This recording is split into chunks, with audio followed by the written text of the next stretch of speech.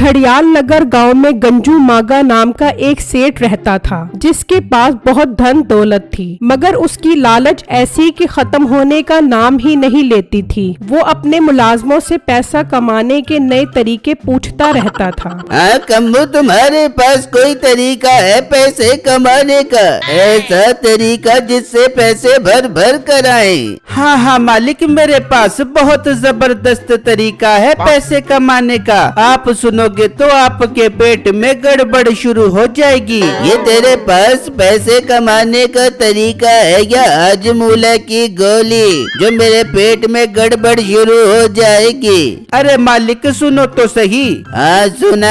मालिक, ईद आने वाली है, हम कुत्ते पकड़कर उन पर ऊन लगाकर भेड़ बनाकर बेचते हैं। पैसे भी कम लगेंगे और प्रॉफिट भी बहुत होगा। तो कुत्ते पकड़ने की क्या जरूरत है? तू है तो सही, तेरे ऊपर ऊन लगाकर तुझे बेच देंगे। अबे बेवकूफों के आईजी, जिस तरह का तू मशवरा दे रहा है, 1 मिनट भी ऊन कुत्ते के ऊपर नहीं ठहरेगी और तेरा कुत्ता लीक हो जाएगा। तो मीठे तू ही कोई तरीका बता, खाली पेट बहुत परेशान कर रही है मुझे।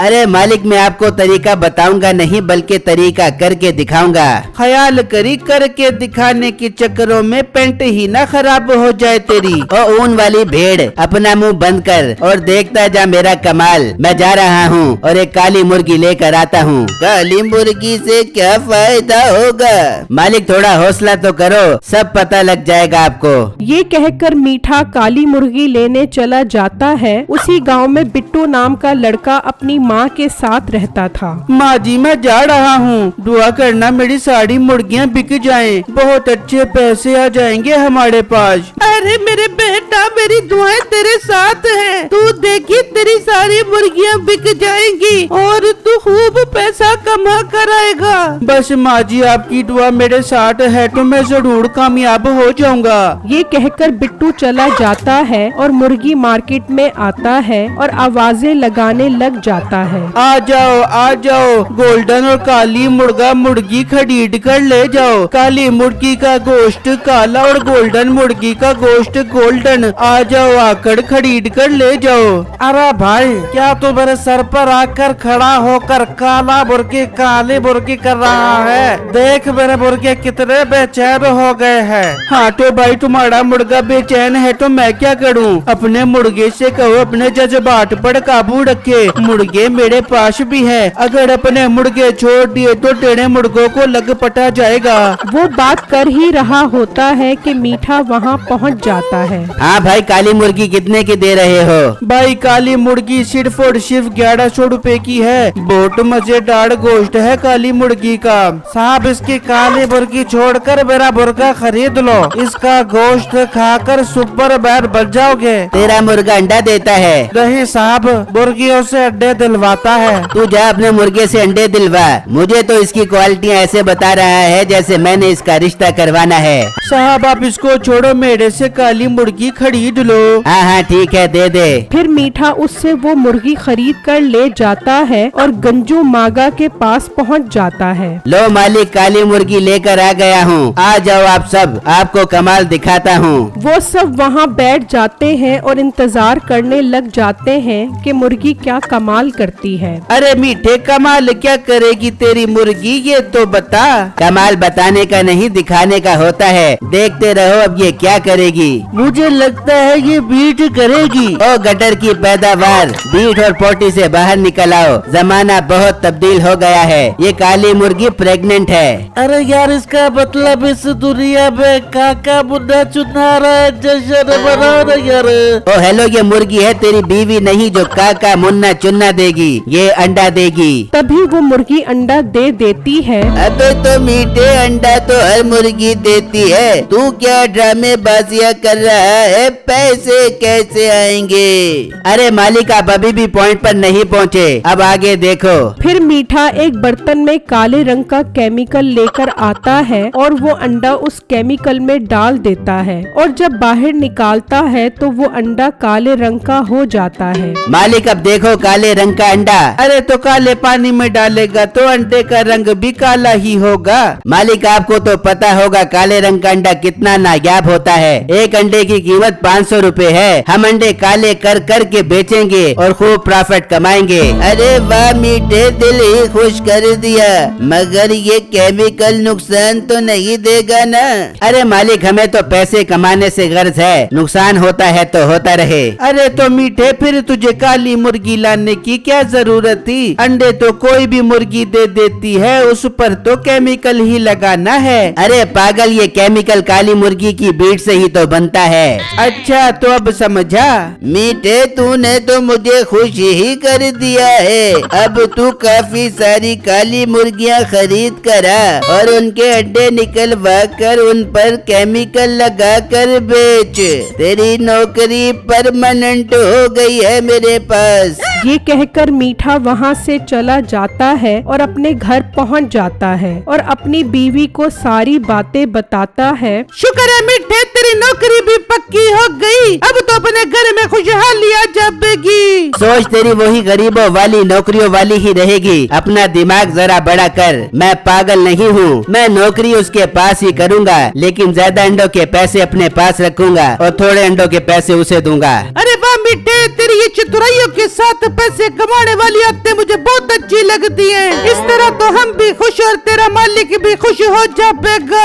हाँ बेगम, मैं जा रहा हूँ ये काला अंडा मार्केट में बेचने के लिए। मार्केट में काले अंडे की डिमांड का भी पता लग जाएगा और वापसी पर मैं बहुत सारी काली मुर्गियाँ लेता आऊंगा। फिर मीठा वो काला अंडा लेकर निकलता है और गांव के एक घर पर पहुंच जाता है और उन्हें काले अंडे का बताता है। तो वो सुनकर खुश हो जाता है कि ये काला अंडा तो बहुत नायाब है। वो उससे वो अंडा 500 रुपए का खरीद लेते हैं। मीठा बहुत खुश होता है कि मार्केट में तो काले अंडों की बहुत डिमांड है और वो फिर बिट्टू के पास काली मुर्गियां लेने पहुंच जाता है। तभी वहाँ से एक आदमी गुजर रहा होता है। ये तो मेरा बेटा मीठा लग रहा है, मगर ये यहाँ पर क्या कर रहा है?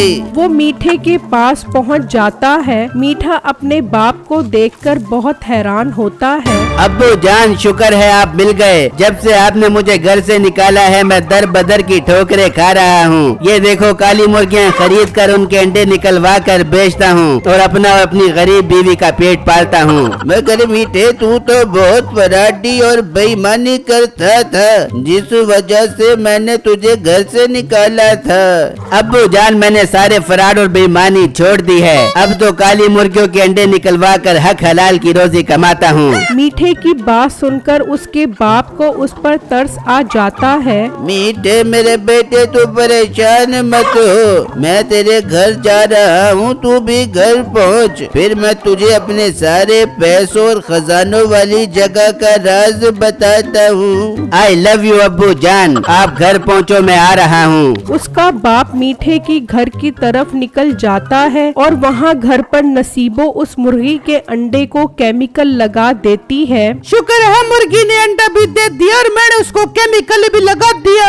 नसीबो, बाहर आ देख, तेरा ससुर आया है। हाय ससुर जी, ये तो मेरे ससुर जी हैं। ससुर जी, मैं भी बाहर आ रही हूँ। नसीबो वो अंडा और केमिकल वहीं पर छोड़कर चली जाती है। ससुर जी, आप इतने अरसे बाद हमारे गरीब खाने में कैसे आ गए? नसीबो, मेरी मीठे से मुलाकात हुई है, अब वो सुधर गया है, इसलिए सोचा मैं अपना सारा पैसा और खजाना अपने वारिस मीठे के नाम कर दूं।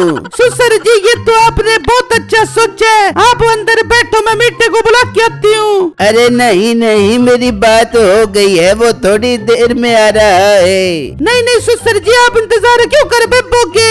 आप अंदर बैठो, मैं मीठे को गाड़ी से पकड़ के लेके आती हूँ। फिर नसीबो मीठे को लेने चली जाती है और वहाँ मीठा चौड़ा होकर गंजू मागा के पास पहुँच जाता है। ओ मेरे प्यारे मीठे, बहुत अच्छा किया जो इतनी सारी मुर्गियाँ खरीद कर आ गया है। चल अब जा, इनके अंडे निकलवा और मेरी जेब में पैसे भर दे। शट यूर माउथ, तेरी औकात कैसे हुई मेरे सामने हुक्म चलाने की? मेरा अब्बा वापस आ गया है और मैं उसकी जायदाद का अकेला वारिस हूँ। मैं तुझे यहाँ ये बताने आया हूँ कि मैं आज तेरी नौकरी पर पर लात मारने आया हूँ। दफा हो जा, मुझे भी तेरे जैसे मुलाजिम की कोई जरूरत नहीं है। तभी नसीबो पहुंच जाती है। मिठे जल्दी चले, तेरे बाजूर घर पर तेरा इंतजार कर रही है। सुन ले गंजू मागे, कैसे खुशियाँ हर तरफ से मेरे दरवाजे पर दस्तक दे रही हैं। मैं जा रहा हूँ और ये मुर्गी अपने पास ही रख। ये कहकर मीठा चला जाता है और वहाँ मीठे का बाप देख लेता है कि वहाँ पर अंडे काले करने वाला केमिकल पड़ा है। ये मीठा तो मुझे कह रहा था कि उसने बेईमानी छोड़ दी है, इसका मतलब वो झूठ बोल रहा है। मैं बाहर जाकर खड़ा होता हूँ। उसका बाप बाहर आ जाता है और तभी मीठा और नसीबो पहुँच जाते हैं।